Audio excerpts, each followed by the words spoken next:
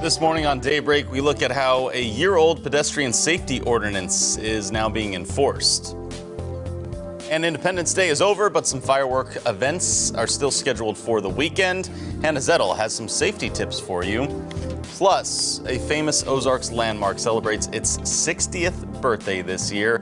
We'll detail what that is and all about it coming up this morning for you on Daybreak. Good morning, everyone. Hope you're doing well out there as we start off this Friday. It is July 5th. I'm Joe Morano. Last day of the week. Hopefully a lot of you have that time off after the holiday yesterday from the 4th of July. Lauren Barnes with the morning off, but meteorologist Elisa Rappa is here with us.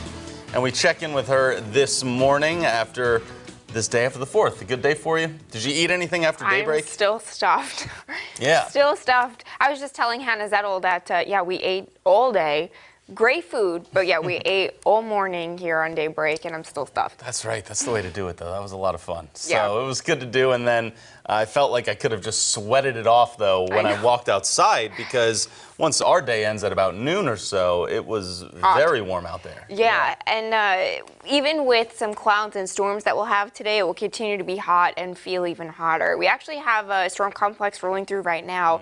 It's diving south. We've got some of these storms just arriving in Springfield this morning. The storm complex is diving south and east, where we've got some locally heavy rain and lightning setting up. We actually do have a flash flood warning for Vernon County through 9:30. We had 2 to 3 inches of rainfall very quickly in this area, and some flash flooding is expected there shortly. We've got this line of storms stretching from Lebanon down through Marshfield and Springfield and then back up through Lockwood. Could be some gusty winds on the front edge of this. We've got some of those locally heavy downpours and some lightning in Springfield, Marshfield, and then again in Fair Grove. So we've got this round one of storms rolling through now, and then some redeveloping storms likely later. It's 70 in Springfield, 75 in Branson, and 74 in Mountain Grove. On the roads, we'll have these storms this morning, and then a couple of more storms possible by this afternoon and evening. So at the pool, you really want to look at that Color 10 weather app today with these storms in and out. Temperatures in the middle and upper 80s. With these storms today, we could have 1 or 2 with some locally heavy rain or some gusty winds. We'll detail that coming up in a couple of minutes. Thank you, Elisa. Here's what's making news now. An effort to improve safety in Springfield. Last year, police enacted a pedestrian safety ordinance that keeps people from standing in medians around town. It protects the safety of both drivers and pedestrians, but also impacts streets with high speed limits, heavy traffic, and small medians. It limits the amount of interaction between a driver and pedestrian at a busy intersection. The city released this ordinance the same year 61-year-old Jesse Spurgis became homeless. Even though it affects panhandlers like him, he says it hasn't caused many problems. Some of these people are just con artists. I've seen them come and go, and they never stay. I'm polite to everybody. I usually wave at everybody that goes by, just because that's the way I am. He also told us that he's seen 4 people in the last 2 weeks receive citations for this. Moving on now with your right to know this morning. A boy from Lamar is in serious condition after an ATV crash. The accident happened Wednesday afternoon. Highway Patrol says the 10-year-old was driving the ATV and lost control, skidding off a gravel road. It rolled several times, throwing the boy off, and he was airlifted to a hospital in Kansas City. Police are searching for 3 kids who escaped from the Mansfield Juvenile Center in Arkansas. It happened early yesterday morning. Descriptions of them have not yet been released. 4 other inmates escaped in May, and 4 others got out in December from this same facility. We move to some news around the Ozarks. Independence Day is over, but some fireworks displays are scheduled to continue through the weekend. So we check in this morning with Hannah Zettel, who has some safety tips as you keep the celebration going. That's right, Joe. Now, Branson firefighters are stressing fireworks safety over this long weekend, as misdirected fireworks cause thousands of fires across the nation every year.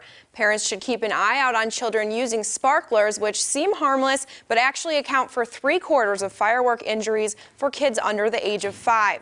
Branson FD also suggests only purchasing fireworks from reliable sources, never pointing them at another person, car, or building, keeping a water source on hand to extinguish small flames, and always dispose of your garbage to prevent those fires.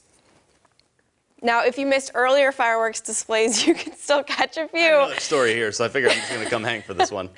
We can still catch a few tomorrow on the 6th. The Machine Gun Symphony is tomorrow from 7 to midnight in Republic, and the Ozark Riverview Manor celebration begins tonight at 7 as well. All right, that's Hannah Zettel for us this morning. Thank you very much for that. We have some news around the region for you. A big draw to St. Louis around this holiday is the Boeing Air Show.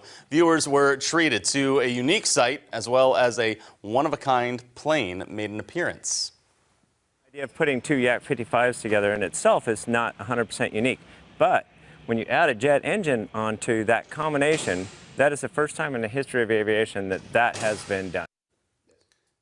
The Yak 110 is actually two Yak 55s fused together with a jet engine in the middle, giving it a distinct sound and appearance. The two propeller planes were built in the 90s. They were combined in 2016, and the jet engine was later added and first used in 2018.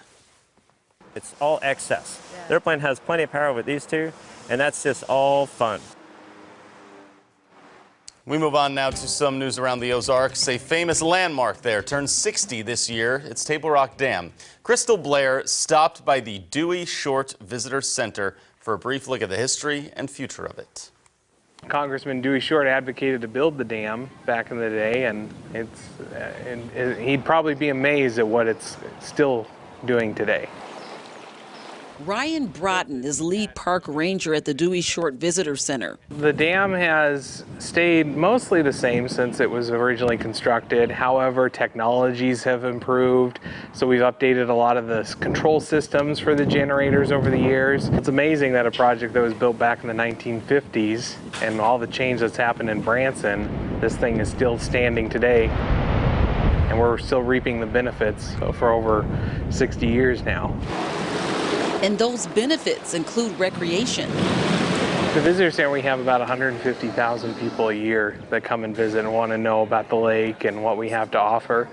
And then we have over 800 campsites around the lake too. So we get millions of people every year that come to recreate on the lake. As well as resources.